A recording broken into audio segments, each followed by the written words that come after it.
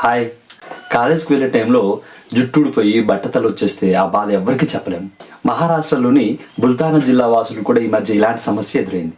దాదాపు 300 మంది యువతి యువకుల్లో అకస్మాత్తుగా జుట్టు ఊడిపోయి బట్టతలు రావడం మొదలుపెట్టింది. దాదాపు 1500 గ్రామాల వాసులు భయంతో వణికిపోయారు. చివరికి పద్మశ్రీ అవార్డు గ్రహీత అయిన వైద్యుడు హిమాత్రావ్ బావాస్కర్ అనే అతను దీని గురించి పరిశోధించి ఆ బుల్తానా జిల్లా వాసులు తినే రొట్టెల్లోని గోధుమ పిండే దీనికి కారణమని పరిశోధించి తేల్చారు. గోధుమ పిండిలో సిలీనియం అనే ఖనిజం ఎక్కువగా ఉండడం వల్ల బట్టతల వస్తుందని ఫైనల్గా తేల్చారట. గోధుమల్లో సెలీనియం సురక్షిత స్థాయి 1.9 mg/kg మాత్రమే, కానీ ఇక్కడ 14.52 mg/kg ఉంది. అంటే ఉండాల్సిన స్థాయి కన్నా 8 రెట్లు అధికంగా ఉందన్నమాట. అసలు ఏమిటి సిలీనియం?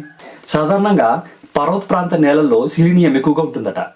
వర్షాకాలంలో ఈ సిలీనియం వాటర్తో కలిసి పంట భూముల్లో చేరి పండే పంటల్లో కలిసి ఎక్కువ మోతాదులో సిలీనియం చేరిపోతుందట.